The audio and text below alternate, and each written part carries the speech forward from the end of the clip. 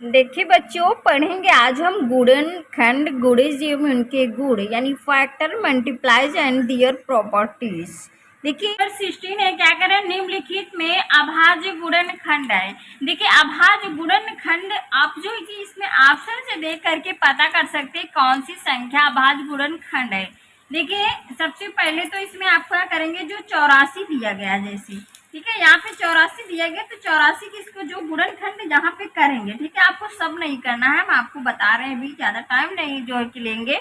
देखिए यहाँ पे क्या करना है, 2 चौको 8, 2 दूना 4, फिर 2 से काटेंगे, सॉरी यहाँ पे कॉमा नहीं होगा, ठीक है, 2 दूना 4, 2 एक के 2, इसके बाद 3 से काटेंगे, 3 से 21, फिर 7 से काट लेंगे। अब आपने देखा कि यहाँ पे 2 गुणे 2, 2 गुणे 2 गुणे 3 गुणे 7, ये संख्या जो है कि इसके पूरा जो है कि अभाज्य गुणनखंड के रूप में लिखी हुई है।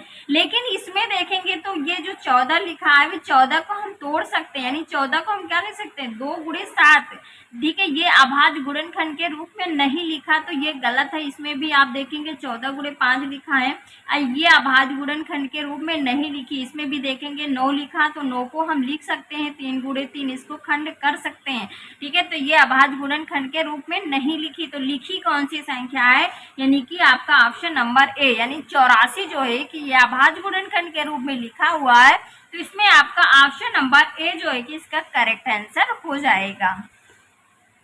17 है, क्या करें, प्रथम 100 संख्याओं में कितनी संख्या 3 और 7 दोनों की गुणज है।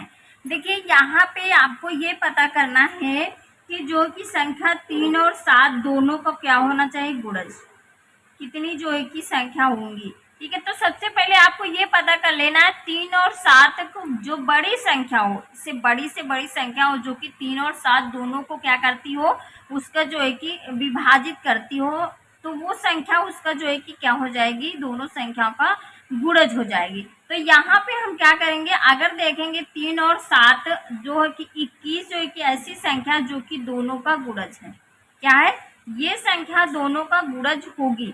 अब यहाँ पे हम क्या करेंगे, 21 के गुणज लिख लेंगे, क्या करेंगे, 21 के गुणज लिख लेंगे, 21 एक 21, 21 दून हो जाएगा 42, 21 तेई हो जाएगा आपका 63, 21 चौक हो जाएगा यहाँ पे 84, 21 पंचे हो जाएगा 105। देखिए आगे आपको नहीं लिखने की जरूरत है, चूंकि इन्होंने कहा प्रथम 100 संख्याओं में, यानी कि 1 से 100 तक के बीच में ही संख्याओं को लिखना होगा और आपको उसमें पता करना है कि इनकी संख्या कितनी है, ठीक है, ये पता करना है, यानी कि 3 और 7। अब आपको ये पता है कि जो संख्या अगर 3 से विभाजित होगी वो संख्या 7 से विभाजित होगी, ठीक है। तो यहाँ पे हमने बड़ी संख्या पता कर लिया, 21 ऐसी संख्या है जो कि 3 से भी और 7 दोनों को विभाजित कर रही है, तो वो उसका जो है कि क्या बन जाएगी, गुणज बन जाएगी, ठीक है। अब यहाँ पे अब आप चेक भी कर सकते हैं कि अगर देखेंगे तो 3 से 21 भी कर रहा, 7 से 21 भी कर रहा, 3 से 42 भी कटेगा, 7 से जो है कि 42 कटेगा, 7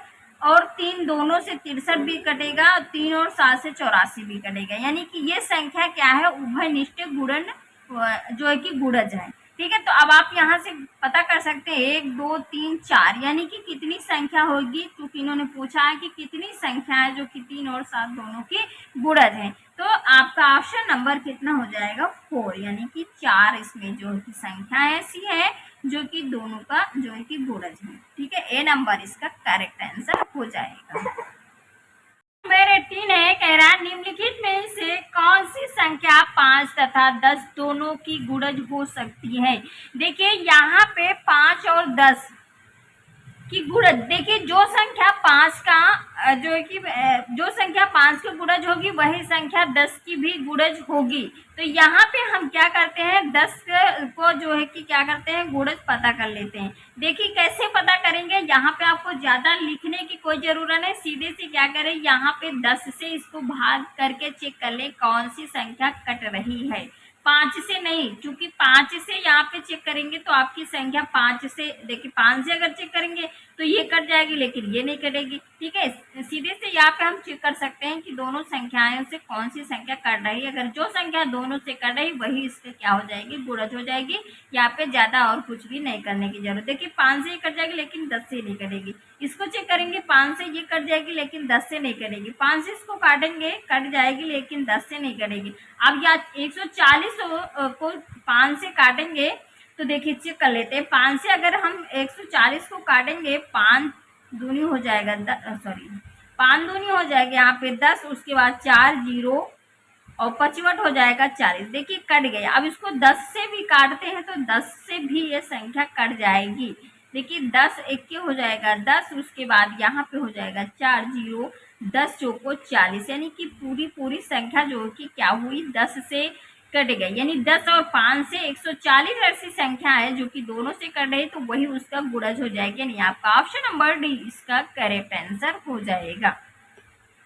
निम्नलिखित में कौन सी संख्या 11 का गुणज है? तो देखिए गुणज याद करने के लिए क्या करना होगा, आपको सीधे से यहाँ पे क्या करेंगे, जो आपके ऑप्शन दिए होते हैं उन्हीं ऑप्शनों में आप क्या करें, भाग करके चेक कर लें, जो संख्या पूरी कट रही वही उसका गुणज हो जाएगी। तो यहाँ पे 11 से अगर हम 121 को काटेंगे तो संख्या कट जाएगी, यानी 121 ही इसका जो है कि क्या हो जाएगी, गुणज हो जाएगी। अदर संख्या जो कि 11 से कटेंगी नहीं पूरा, ठीक है। तो ए नंबर इसका करेक्ट आंसर हो जाएगा। क्वेश्चन नंबर 20 है, निम्नलिखित में कौन सी संख्या 13 का गुणज है? तो यहाँ पे क्या करेंगे, 13 से काट लेते हैं, क्या जो की संख्या को चेक कर लेते हैं। देखिए 13 से अगर हम काटेंगे तो इसमें 13 से इसको भाग करेंगे, 143 को, 111 को, 89 को, 31 को। तो इसमें आप देख रहे हैं कि जो है कि कौन सी संख्या 13 से कटेगी। 13 से आपकी जो संख्या ये दिख रही है 13 से इसको काटेंगे, 13 के 13 एक बचेगा, 13 के 13, यानी पहली संख्या ही कट रही है, पूरा विभाजित हो रही है। तो आपका ऑप्शन नंबर जो है कि ए इसका करेक्ट आंसर हो जाएगा। थैंक यू, मिलते हैं आपको नेक्स्ट वीडियो के साथ। चैनल को अगर सब्सक्राइब नहीं किया तो सब्सक्राइब करके लाइक कीजिए और वीडियो को शेयर कीजिए ताकि और बच्चे भी इसका फायदा उठा सकते हैं।